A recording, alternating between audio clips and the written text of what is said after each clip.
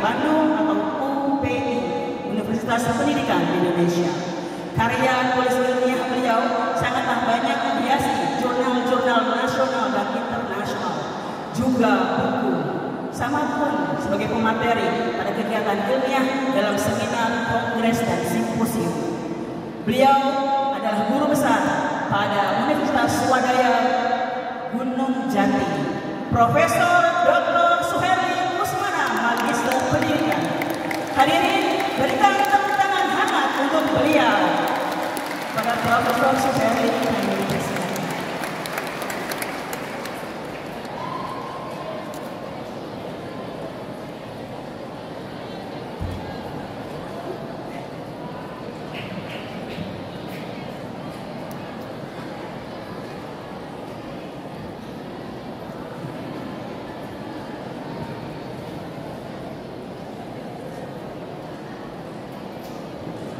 Bismillahirrahmanirrahim. Assalamualaikum warahmatullahi wabarakatuh.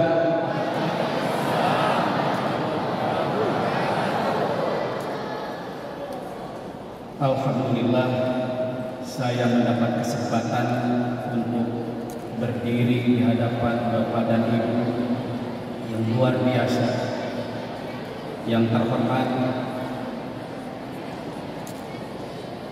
pimpinan Pondok Pesantren Al-Zaitun, Profesor Dr. Syekh, yang tadi sudah menyampaikan pembuka tentang kuliah umum. Yang terhormat Profesor Agus Bakbahan, yang terhormat sahabat saya Profesor Amin Al-Umami, para undangan yang tidak saya sebutkan satu persatu mohon maaf, Bapak dan Ibu peserta yang hadir pada kesempatan ini.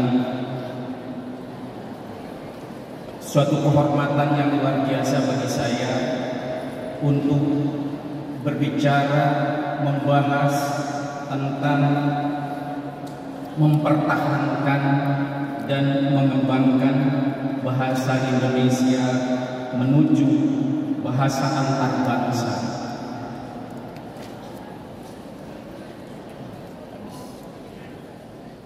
Tadi sebagai pengantar saya sudah mengungkapkan betapa bahasa Indonesia yang sekarang sudah kita gunakan untuk berkomunikasi sesungguhnya dimulai dari bahasa yang digunakan di perdagangan atau lingua franca. Dengan begitu kita melihat bahwa bahasa berperan dalam pengembangan ekonomi, sehingga ketika VOC datang ke Indonesia, menguasai Indonesia, yang kalau kita lihat di Belandanya saja kantor VOC itu hanya rokok, tetapi begitu datang ke Indonesia menguasai Indonesia. Apa yang dia gunakan pada 1801, mereka memandang alat yang digunakan untuk berkomunikasi, alat yang digunakan untuk berdagang, bahasa. Maka dari itu mereka mengalami kesulitan membaca huruf Pallawa Sanskerta. Dibuatlah ejaan Pancovoisin. Itu yang pertama dilakukan oleh VOC saat itu. Kemudian apabila kita lihat lagi para pemuda kita, pada 19 dimulainya sebetulnya pada 1908 sudah mulai melakukan pertemuan-pertemuan untuk mempersiapkan Indonesia lebih baik. Tapi baru terlaksana pada tahun 1928. Mereka melakukan berkumpul semua dan mengikrarkan diri bertanah air, berbangsa dan berbahasa yang satu, bahasa Indonesia. Kalau kita pikir sebuah bangsa yang merdeka terdiri atas tanah airnya dulu. Kalau ada tanah air, barulah itu menjadi sebuah negara. Bangsanya, manusianya, dua hal, tanah air, bangsa. Lantas pada saat itu para pemuda memandang bahasa itu kata kuncinya. Kemudian apabila kita berpikir, mengapa bahasa nomor 3-nya? Sampai pada saat itu para pemuda mengatakan bahasa Indonesia itu yang mana ya? Kalau bangsa ini kan terdiri atas suku-suku yang ada di Indonesia dinamai Indonesia. Tanah air yang mana? Tanah air yang dikuasai seluruh kerajaan yang ada di wilayah Nusantara saat itu dinamakan Indonesia. Begitu bahasa, yang mana bahasa? Bersepakatlah tadi seperti yang dijelaskan oleh Syekh, bahasa Melayu. Bahasa Melayu itu bahasa Melayu dialek Riau. Diakui, kenapa? Karena tentu memiliki kelebihan satu, telah banyak digunakan sebagai bahasa perdagangan. Ini nanti yang ingin saya tekankan kepada Bapak dan Ibu selanjutnya. Digunakan untuk perdagangan. POC datang ke Indonesia berdagang. Awalnya berdagang, lama-lama menjajah. Berdagang menggunakan bahasa Indonesia. Nah, dengan begitu tadi ya, alhamdulillah kawan-kawan dari Jawa, Sunda, Batak, Legowo menerima lingua franca yang digunakan sebagai dasar pengembangan bahasa Indonesia dari Melayu dialek. Pertanyaannya, apakah sekarang bahasa Indonesia ini sama dengan bahasa Melayu? Sudah sangat jauh berbeda. Bahasa Indonesia dikembangkan awalnya dari Melayu dialek Riau. Kemudian sekarang berkembang seiring dengan perkembangan ilmu pengetahuan dan teknologi, seiring dengan perkembangan suku bangsa sebagai pengguna. Dan Indonesia pada saat itu diuntungkan oleh kebijakan Belanda sebagai penjajah dengan mendirikan Taman Bacaan Rakyat. Dari Taman Bacaan Rakyat itu lahirlah para pujangga baru yang mengemukakan gagasan pikirannya dengan menggunakan bahasa Indonesia, menggunakan Melayu, bahasa Melayu. Komunikasi-komunikasi itu digunakan sebagai pendorong, memotivasi untuk menuju Indonesia yang merdeka. Maka sejak itu kemudian berkembang dan pada tahun 45 Indonesia merdeka dan proklamasinya menggunakan bahasa Indonesia. Diungkapkan dengan menggunakan bahasa Indonesia dan kemudian di dalam Undang-Undang Dasar dikemukakan sebagai bahasa Indonesia sebagai bahasa persatuan. Apa dampak dari itu? Apa manfaat dari itu? Seluruh suku yang ada di Indonesia ketika berkomunikasi menggunakan bahasa Indonesia, mereka saling mengerti. Kalau tidak dilakukan seperti itu, maaf, akan terjadi perselisihan, terjadi permasalahan. Coba saja Bapak dan Ibu, kalau terjadi jual beli antara orang Makassar dengan orang Jawa menggunakan bahasa masing-masing. Tidak mungkin bisa dilakukan kesepakatan. Disinilah para pemikir, para pemuda tahun 28 sudah berpikir bahwa bahasa itu alat bukan hanya untuk alat komunikasi, tetapi juga perjuangan menuju Indonesia merdeka. Alhamdulillah, kemudian ditetapkanlah bahasa Indonesia sebagai bahasa persatuan. Tidak terasa juga Bapak dan Ibu, pemerintah kemudian ikut berperan juga memajukan dengan menetapkan pada 9 Maret 1947 diresmikan ejaan Republik. Kenapa? Karena ejaan Pantovision itu dibuat oleh Belanda. Kemudian ketika merdeka 47 ditetapkan ejaan Suwandi. Apakah upaya pemerintah sampai di sana? Tidak. Pada tanggal 31 Agustus tahun 1972 ada Kepres nomor 57 diresmikan pedoman umum ejaan yang disempurnakan atau EYD dan pedoman pembentukan istilah. Inilah Bapak dan Ibu yang kemudian membentuk bahasa Indonesia berbeda jauh dengan bahasa asalnya. Bahasa alat untuk komunikasi, bahasa bersifat arbitrter, bahasa manasuka, bahasa dipakai oleh masyarakat. Ketika masyarakat penggunanya banyak menggunakan bahasa itu, maka resmilah bahasa itu sebagai bahasa Indonesia. Itu di dalam pedoman. Ketika ada perkembangan teknologi menggunakan bahasa Indonesia, dibuatlah apa bahasa Indonesianya. Kalau tidak begitu, maka kita akan banyak menggunakan bahasa asing. Mana bahasa Indonesia?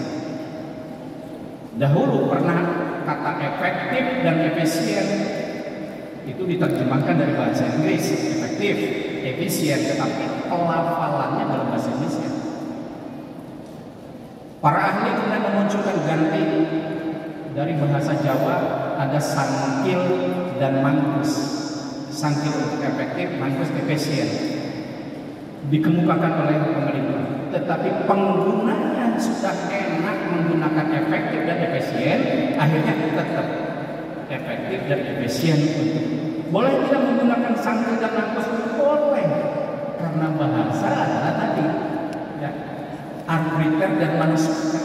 Silakan, itu alat untuk berkomunikasi. Kemudian kalau kita lihat perkembangan berikutnya Bapak dan Ibu, kita lihat bahwa di 1998 bukan hanya krisis politik, bukan hanya krisis ekonomi, terjadi juga krisis alat untuk komunikasi, bahasa. Saat itu banyak pengguna bahasa sudah senang menggunakan bahasa-bahasa asing, sudah banyak bergeser pada pemanfaatan bahasa Inggris. Ya. Kalau tidak menggunakan bahasa Inggris, rasanya tidak ilmiah, gitu ya. Nah, itu mulai tahun 98. Tahun 2000-an Bapak dan Ibu, muncullah media sosial, WhatsApp, YouTube, Instagram, Facebook, SMS, Twitter dan sebagainya. Dan itu menjadi tantangan yang besar dalam mengembangkan dan mempertahankan bahasa Indonesia. Apa yang diperlukan kalau begitu? Yang diperlukan adalah aturan. Karena Indonesia adalah negara hukum, negara yang berbasis pada aturan. Dibuatlah yang peraturan pemerintah, undang-undang, dibuatlah undang-undang nomor 24 tahun 2009 tentang bendera, bahasa dan lambang negara serta lagu kebangsaan. Ini ingat nih, kami berjuang untuk menghasilkan undang-undang ini. Saat itu inginnya namanya undang-undang bahasa, tetapi selalu ditolak oleh kawan-kawan di DPR. Usulkan kembali, akhirnya digabunglah dengan pengaturan tentang bendera, tentang lambang negara dan lagu kebangsaan. Akhirnya kami bersepakat, baiklah tidak apa-apa daripada tidak lahir-lahir undang-undangnya. Akhirnya sejak lahir Undang-Undang Nomor 24 2009, kemudian berharap banyak segera lahirkan PP-nya. 2009 tidak lahir-lahir PP-nya, peraturan pemerintah. Kami mendesak presiden, langsung saja ke presiden. Maka 2010 lahir peraturan presiden yang mengatur tentang penggunaan bahasa Indonesia di pidato resmi kepala negara, presiden, wakil presiden, dan pejabat negara harus menggunakan bahasa Indonesia. PP-nya belum ada, Perpres langsung muncul. Namun demikian, kita tidak berhenti berjuang dengan teman-teman, memperjuangkan. Akhirnya lahirlah pada tahun 2014 Peraturan Pemerintah Nomor 57 tentang pengembangan, pembinaan, dan perlindungan bahasa dan sastra serta peningkatan fungsi bahasa Indonesia. Jadi dari 2009 itu sudah berdarah-darah, dari 2010 berjuang, 2009 9 tahun baru lahir undang-undang. Dari 2009 2014 5 tahun kemudian baru PP yang disetujui oleh pemerintah dengan DPR. Dari itulah kemudian tema hari ini tentang mengembangkan bahasa ada landasannya, ada dasarnya, tentang peraturan pemerintah nomor 57 2014. Bapak dan Ibu, kalau kita cermati, apa sih keunggulan bahasa Indonesia dibandingkan dengan bahasa-bahasa lain? Paling tidak saya kemukakan di antaranya, banyak sekali. Di antaranya yang pertama, ada keteraturan fonetik. Orang Indonesia kalau hurufnya I ya dibaca I, kalau A ya di A. Kalau orang bahasa lain I dibaca I, A dibaca E, gitu ya. Nah kalau Indonesia A ya A, I ya I, gitu ya. Itu ada teratur pelafalan fonetiknya. Ortografinya juga teratur. Dulu untuk menulis, mengungkapkan, ada dua lambang huruf untuk mengungkapkan T, C, huruf C, C. Huruf C, bunyi C dulu dilambangkan dengan T dan J. Ini tidak ortografi ini tidak teratur nih. Kemudian ditetapkanlah ganti hurufnya dengan C yang sekarang kita bicara. Sekalipun masih banyak orang mengatakan hurufnya jadi C, padahal huruf C, W, C gitu ya. Dan yang kedua, sederhana. Bahasa Indonesia itu sederhana, tata bahasanya sederhana, pembentukannya sederhana. Di antaranya ada derivasi, afiksasi, bawa, tinggal menempel, membawa. Kalau subjeknya di belakang jadi dibawa, ditempel saja. Bawanya baik, ada suatu benda namanya bawaan, tinggal untuk diakhiri an. Hasilnya pembawaan, an nempel pada kata bawa. Jalan, kegiatan bertempelkan, berjalan, jalanan. Beda dari bahasa Inggris, jalan street, ya, berjalan, oke, ganti beda. Kalau begitu Indonesia bahasa Indonesia sederhana, ya, di antaranya tidak mengenal gramatika gender, tidak mengenal grafika gender. Kalau di dalam bahasa Arab, bahasa Prancis menggunakan kalau kata kerja wanita berubah kata kerjanya. Bahasa Indonesia tidak, baik laki-laki maupun perempuan kata kerjanya tidak berubah, tetap. Penggunaan subjek tidak mempengaruhi bentuk verbal. I, they, she beda mengubah kata kerjanya. Kalau orang bahasa Indonesia tidak, semua sama. Sederhananya di sini. Tidak memenuhi perubahan bentuk konjugasi berdasarkan tensis. Sekarang makan, kemarin makan, tadi makan, semua tidak berubah. Coba lihat bahasa lain. Tadi makan, sekarang bahasa Inggris misalnya eaten kan berubah berdasarkan tensisnya. Bahasa Indonesia tidak, semua sama. Afik netral bisa diprediksi. Reduplikasi untuk mengungkapkan banyak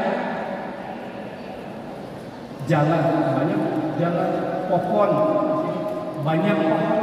Tidak mau menggunakan kata banyak, sudah ulang pohon.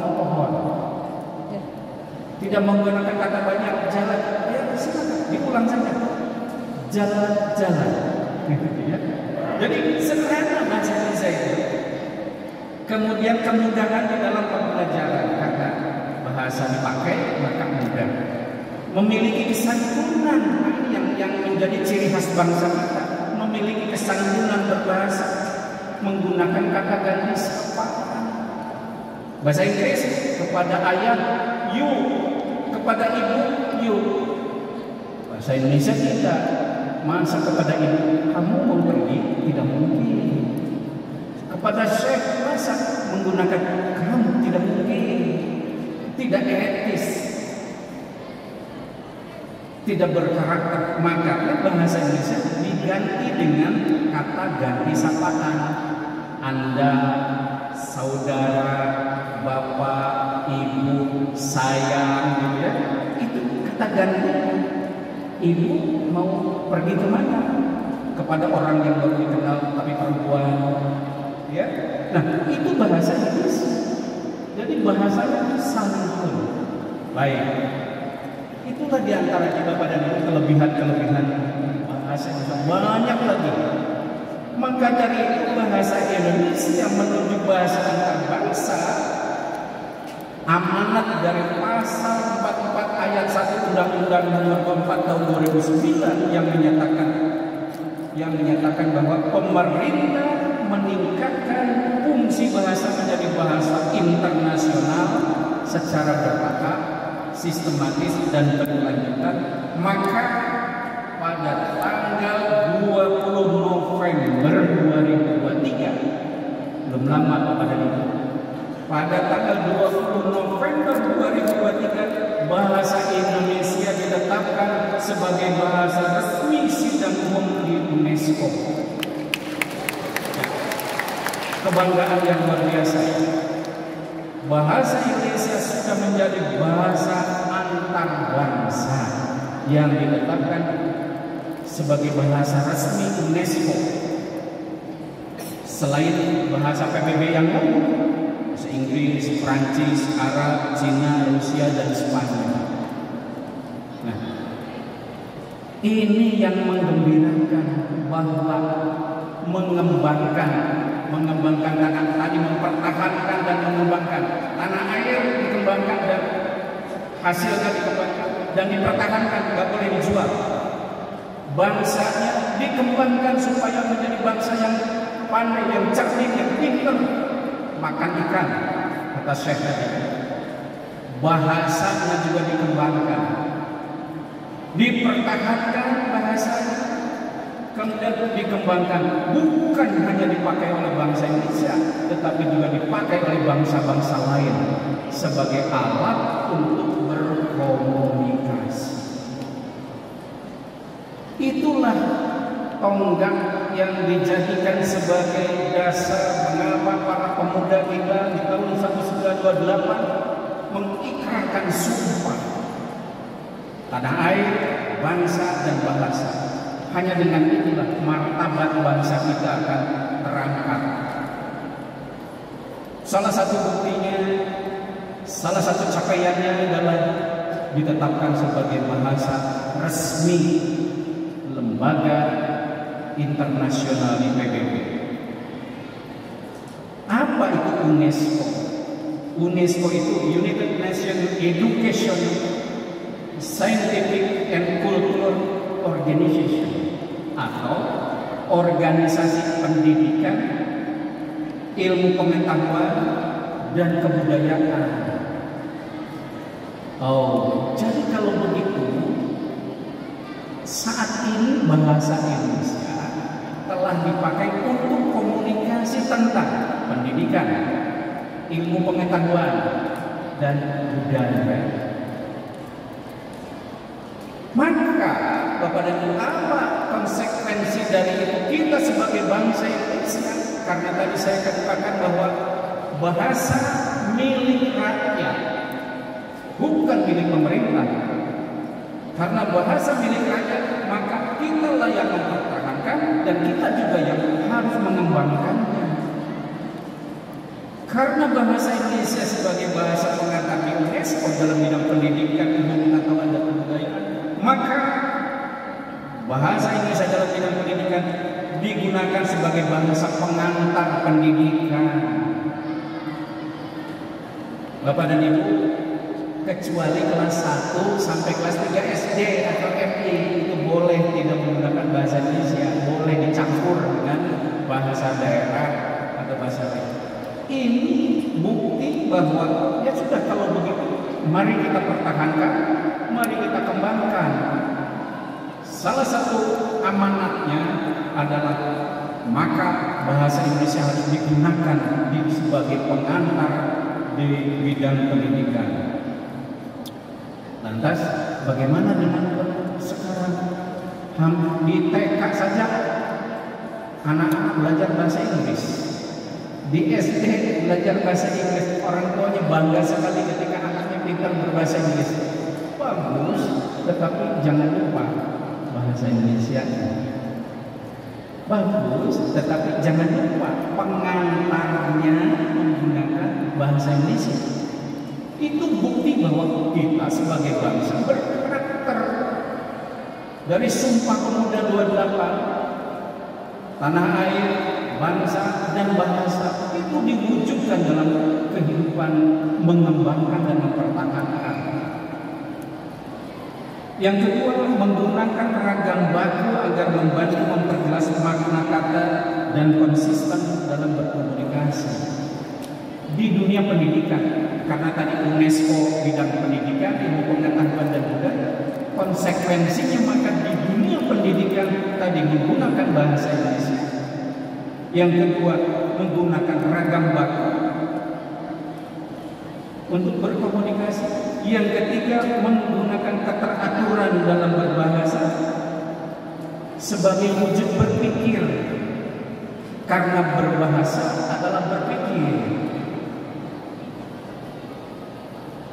Dalam bahasa Indonesia dikenal keteraturan sebuah gagasan paling tidak diungkapkan minimal dalam ada sesuatu yang dibicarakan dan ada yang tentang yang dibicarakan apa dan siapa apa kemudian bagaimana. Cukup dua kata paling tidak sebuah gagasan diungkapkan. Menggunakan bahasa yang baik dengan pilihan kata dan diksi pilihan kata yang tepat agar dapat mencerminkan karakter bangsa yang berbudaya. Bangsa yang berbudaya tidak semena-mena menggunakan kata-kata, tetapi memilih-milih mana yang baik ya, untuk ungkapan kepada anak-anak, kepada suami, kepada istri, kepada pejabat, kepada pimpinan, kepada orang yang dihargai, itu memilih kata. Itu salah satu konsekuensi bahwa kita mempertahankan bahasa Indonesia. Lantas sekarang kalau bahasa Indonesia adalah ilmu pengetahuan, Bahasa Indonesia dalam ilmu pengetahuan harus memiliki ciri. Yang pertama, lugas. Harus lugas, cermat, menghindari kesamaran atau ketaksaan, keberagaman yang membuat orang lain menafsirkan yang lain. Ya. Maka itu harus dihindari. Objektif, tidak menunjukkan selera perseorangan. Pembedaan dengan teliti, nama, ciri, kategori yang mengacu pada objektivitas penelitian sebagai bentuk ketertiban berpikir. Menghindari opini, emosi yang bisa mengacaukan keilmiahan sebuah temuan. Kecenderungan membakukan makna kata, ungkapan, gaya pemberian, terus langgamnya tidak meluap-luap. Bahasa Indonesia itu langgamnya tidak meluap-luap, data tetapi meyakinkan. Dan ini yang penting Bapak dan Ibu, menggunakan kata yang benar dan kalimat secara efektif agar mudah dipahami oleh mitra tutur dalam berkomunikasi secara tepat dan diterjemahkan oleh artificial intelligence atau kecerdasan buatan yang ada di handphone. Bapak dan Ibu, sudah ada di handphone, sudah ada di laptop, bagaimana menerjemahkan pemikiran seseorang dari bahasa yang satu ke bahasa yang lain. Bapak dan Ibu jangan risau dengan harus berkomunikasi menggunakan bahasa asing lain, karena sudah ada kecerdasan buatan AI yang bisa menolong. Syaratnya bahasa Indonesianya harus baku, bahasa Indonesianya harus benar. Kalau bahasa Indonesia di dalam bahasa ilmu pengetahuan masih menggunakan bahasa dialek Betawi misalnya, ya, itu si mesin tidak bisa menerjemahkan atau menerjemahkannya akan salah.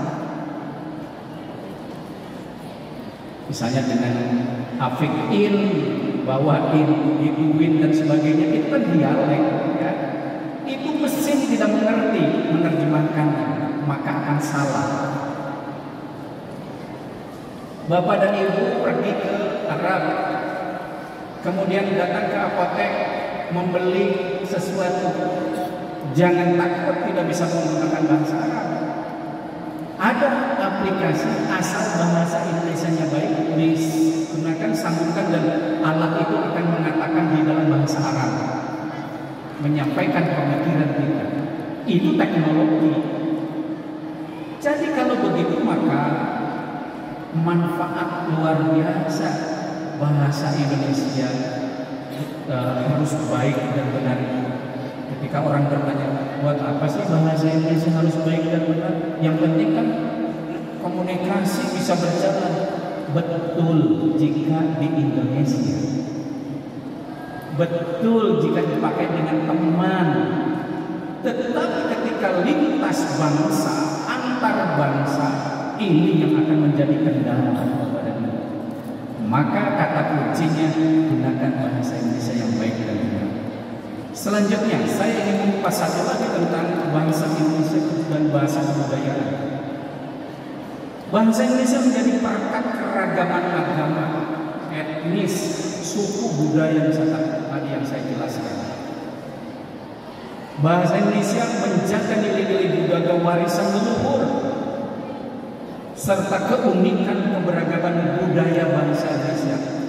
Orang lain tidak akan mengerti tentang budaya suku bangsa yang ada di Indonesia melalui bahasa, mereka akan mengerti. Penggunaan bahasa menjadi perantara untuk mewariskan kebudayaan dari satu generasi ke generasi berikutnya. Gagasan Syekh tadi memberi nama dengan kata-kata dalam bahasa Indonesia luar biasa. Itu mewariskan ke generasi berikutnya menggunakan bahasa Indonesia. Lantas bagaimana bahasa Indonesia selama ini digunakan dalam pengembangan budaya?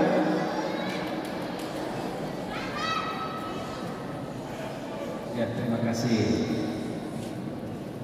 Bahasa Indonesia menjadi jembatan untuk mengenalkan dunia internasional pada kekayaan budaya Indonesia, sekaligus menjaga identitas lokal agar tetap terjaga dan dipercaya.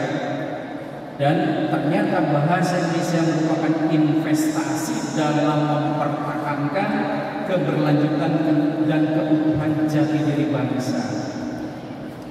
Nah, itu kalau begitu maka nilai-nilai pendidikan, nilai-nilai budaya, nilai-nilai ilmu pengetahuan harus ditingkatkan karena sudah menjadi bahasa internasional dalam bidang ini. Mengapa sih demikian penting bahasa Indonesia? Bapak dan Ibu, jumlah penduduk Indonesia sekarang 275 juta lebih. Dan bahasa Indonesia dijadikan sebagai bahasa kedua selain bahasa ibu. Dan Bapak dan Ibu tahu bahwa ada 718 bahasa daerah di Indonesia. Indonesia punya 718 bahasa daerah. Kalau tidak menggunakan bahasa Indonesia menjadi penghalang untuk komunikasi. Dan ini yang membanggakan. Sudah ada 52 negara di dunia yang membuka prodi pendidikan bahasa Indonesia. Dan kemarin ada kawan dari Uzbekistan. Di sana ada prodi pendidikan bahasa Indonesia di Uzbekistan. Dan saya tanya, apa yang menjadi daya tarik mereka sehingga mempelajari bahasa Indonesia? Mereka tertarik pada budaya Indonesia. Jadi tadi ilmu pengetahuan, pendidikan dan budaya. Jadi yang jadi daya tariknya karena budaya Indonesia, maka mereka mempelajari bahasa Indonesia. Dan Bapak dan Ibu, kalau kita lihat bagaimana mempertahankan bahasa Indonesia, selain berikutnya, tadi ya. Pemerintah sudah menerbitkan ini semua. Ada kamus besar bahasa Indonesia digital. Bapak dan Ibu dapat menambah kosakata baru. Usulan saya tadi, kosakata baru bisa diusulkan kepada pemerintah melalui KUBI. Nanti digunakan, disampaikan, disajikan kepada publik.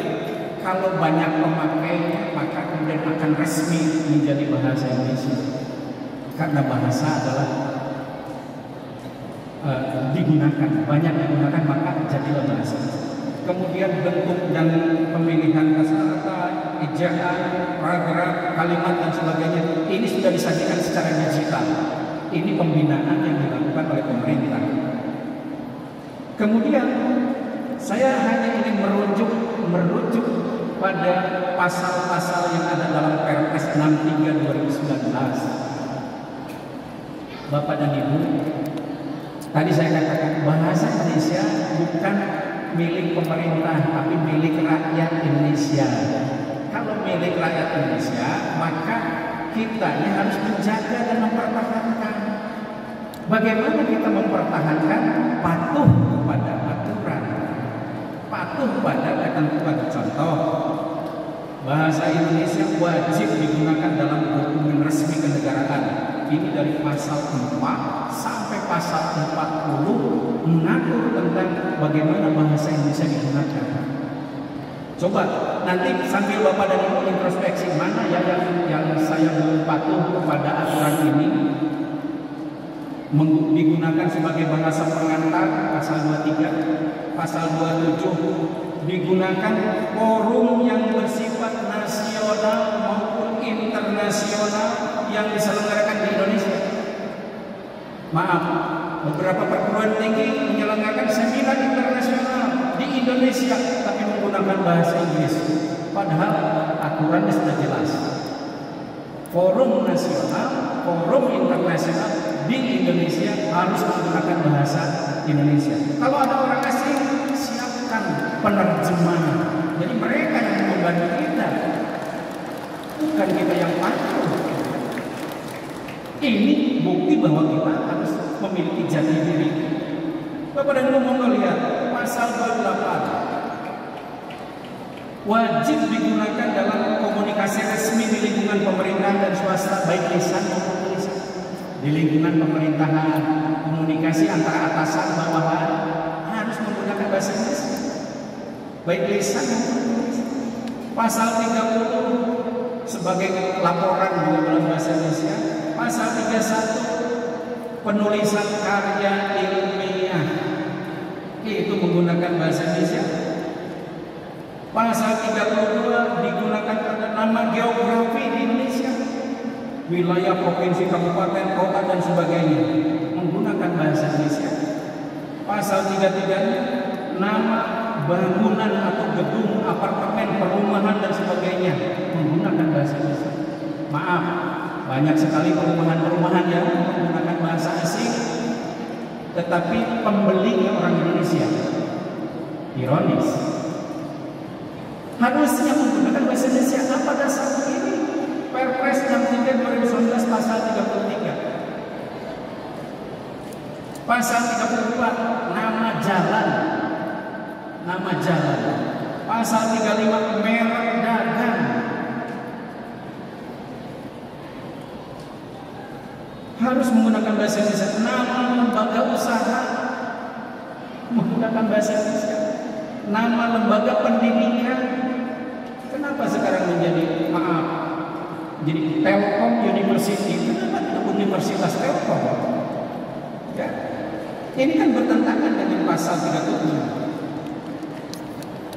Mudah-mudahan nanti Al Zaitun juga Universitas Al Zaitun, gitu ya.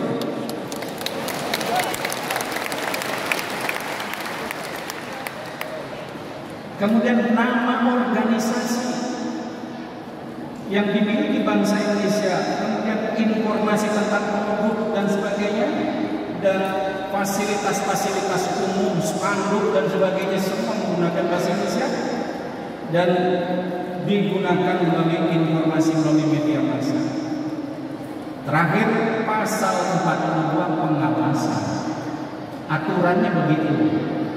Yang menjadi persoalan ini bukan undang-undang pidana, jadi tidak ada sanksinya. Sanksinya tadi orang ketika berkomunikasi tidak berlangsung dengan sukses, maka bergantung kepada pengguna bahasa. Kalau mau menggunakan bahasa yang sesuai aturan, maka akan sukses. Kalau tidak, jangan harap kalau kemudian tidak berhasil komunikasi. Di dalam undang-undang dikatakan bahwa seluruh pegawai warga negara asing yang masuk ke Indonesia, bekerja di Indonesia, wajib menguasai bahasa Indonesia. Bukan terbalik. Itu sudah jelas undang-undang mengatakan seperti itu. Nah, pengawasannya kepada dia. Perpres 63 2019 mengatakan pemerintah pusat melalui menteri, pemerintah daerah, gubernur, wali kota, bupati itu sesuai dengan kewenangannya melakukan pengawasan terhadap penggunaan bahasa Indonesia. Paling tidak ketika memberikan izin mendirikan bangunan IMB di Kabupaten Indramayu, nama PT-nya apa? Nama PT-nya bahasa asing, jangan diloloskan. Itulah jati diri bangsa. Ada izin mendirikan bangunan perumahan, nama perumahannya apa? Cek, harus menggunakan bahasa Indonesia. Kalau menggunakan bahasa asing bertentangan dengan aturan itu salah satu bentuk pengawasan apabila kita ingin mempertahankan dan mengembangkan bahasa Indonesia sebagai bahasa global. Kalau tidak dilakukan oleh bangsanya sendiri, oleh siapa lagi?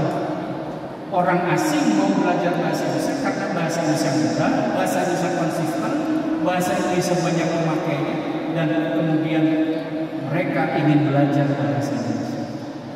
Jika mereka datang ke Indonesia karena ingin mencari makanan, ingin kuliner di Indramayu, ingin lihat makanan-makanan yang di Indramayu, mereka senang sekali. Maka makanan, nama-nama makanan, tempat-tempat budaya dan sebagainya menggunakan bahasa Indonesia. Jangan kemudian terbawa arus. Ice lemon ingin menggunakan bahasa Inggris, kalau es jeruk harganya 5.000, tapi ketika ice lemon harganya jadi 30.000. Itu kan menggunakan bahasa asing untuk menjajah bangsanya sendiri. Akhirnya begitu, lemon mungkin menjadi mahal. Itu tidak menunjukkan karakter bangsa Indonesia. Begitu Bapak Ibu. Jadi pengawasan tentang penggunaan bahasa harus dilakukan. Kalau tidak dilakukan, maka tidak akan bisa bertahan. Ketika pertanyaan saya, apakah bisa bertahan hingga 1000 tahun yang akan datang bahasa Indonesia? Saya memiliki keyakinan sepanjang bangsa Indonesia ini ada, maka bahasa Indonesia akan bertahan hingga 1000 tahun.